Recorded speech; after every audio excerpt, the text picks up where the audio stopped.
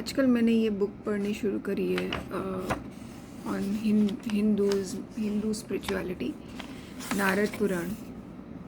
और ये बुक हिंदी में है।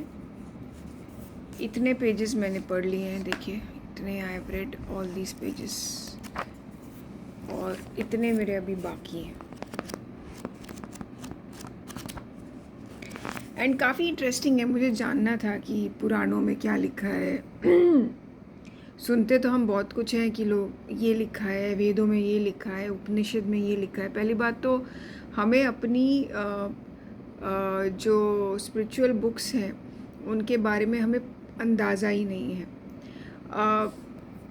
मेनली जो दूसरे धर्म होते हैं उसमें एक बुक होती है, जैसे कि क्रिश्चियनिटी में बाइबल होती है, कुरान होती है, इस्लाम में भगवत गीता भी एक मेन बुक मानी जाती है हिंदू के हिसाब से। बट हिंदुइज्म में, सनातन धर्म में बहुत सारे ऐसे पुराण्स हैं, वेद हैं, उपनिषद हैं, जिनको स्टडी करना एक लाइफ में मतलब पॉसिबल ही नहीं होता है। मतलब मुझे नहीं लगता। अभी जैसे ये मैंने नारद पुराण शुरू करी है, तो ये तो देखिए आप कितने पेज की बुक है ये, और इसको पढ़ना कोई आसान बात नहीं है। 800 900 1000 पेज की एक बुक है, और अपने काम के साथ बीच बीच में टाइम निकाल के पढ़ना भी एक, इसमें रामचरितमानस और कितनी सारी बुक्स हैं हिंदू धर्म में जो हमें, जिसके बारे में सिर्फ सुना होगा, हमने पढ़ा नहीं होगा। तो ये काफ़ी अच्छी बुक लगी। बेसिकली ये नारद पुराण है। इसमें बताया गया है कि बहुत सारी चीज़ें जो ज़िंदगी के बारे में, कैसे आप जिएं, कैसे भगवान का आप प्रेयर करें, उपवास या फास्टिंग में आप क्या करें, अलग अलग उस टाइम के हिसाब से वर्ण दिए गए थे। बहुत सी चीज़ें, ज़रूरी नहीं कि हर चीज़ इसमें 100% फॉलो करनी है या सही हो।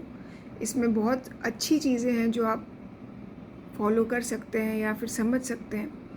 और कुछ चीज़ें ऐसे हो सकती हैं कि जो उस ज़माने में शायद सही रही हो, पर इस ज़माने में शायद उतनी सही नहीं हो। तो हर एक चीज़ आपको थोड़ा सोच समझ के पढ़ना है, और उसमें से जो अच्छी बातें हैं, जो समझने लायक बातें हैं, वो आपको निकालनी है। मैंने ये एक छोटा मोटे नोट्स भी मैंने बनाने शुरू किए हैं, क्योंकि हर बार जाके इसको रेफ़र करना तो बड़ा मुश्किल काम है। तो थोड़े बहुत मैंने यहाँ पे नोट्स बनाए हैं।